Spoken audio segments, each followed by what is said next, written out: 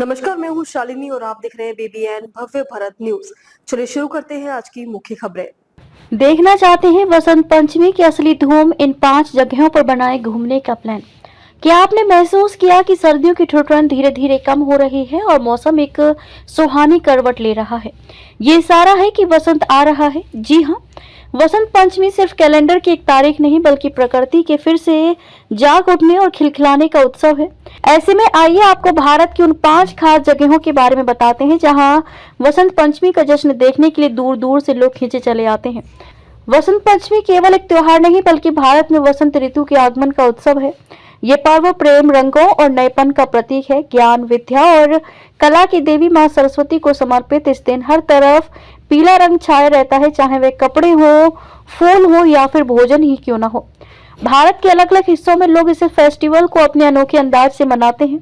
अगर आप 23 जनवरी को इस त्योहार का असली जादू देखना चाहते हैं तो इन 5 जगहों की सैर जरूर करें। जयपुर में वसंत पंचमी का दूसरा नाम ही पतंगबाजी है। इस दिन शहर का आसमान रंग बिरंगी पतंगों से भर जाता है। सुबह से लेकर शाम तक लोग अपनी छतों पर जमा होते हैं जहां संगीत बजता है और हंसी ठिठोली का माहौल रहता है। मंदिर और महल रोशनी से जगमगा उठते हैं और बाजार पीले कपड़ों से सजे नजर आते हैं। जयपुर में इस त्योहार के दौरान एक अलग ही रौनक और उत्सव का एहसास होता है। वृंदावन में वसंत पंचमी का मतलब केवल वसंत ऋतु का स्वागत नहीं बल्कि होली की शुरुआत है। यहाँ इस दिन से ही रंगों का उत्सव शुरू हो जाता है जो अगले 40 दिनों तक चलता है। मां के बिहारी मंदिर में भगवान को पीले वस्त्र और फूलों से सजाया जाता है। सबसे खास बात यह है कि इस दिन ठाकुर जी को पहली बार गुलाल का टीका लगाया जाता है जो ब्रज में होली के आगाज का प्रतीक है।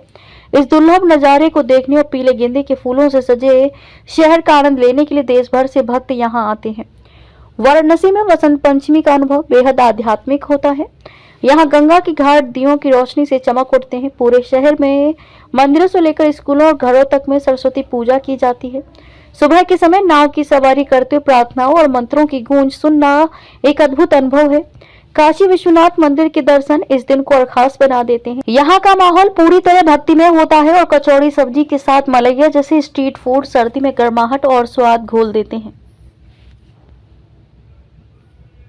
तो अभी तक के लिए इतना ही। मैं शालिनी आपसे विदा लेती हूँ। अगली खबर में फिर मुलाकात होगी एक और खास खबर के साथ। तब तक के लिए बने रहिए BBN भव्य भारत न्यूज के साथ। नमस्कार।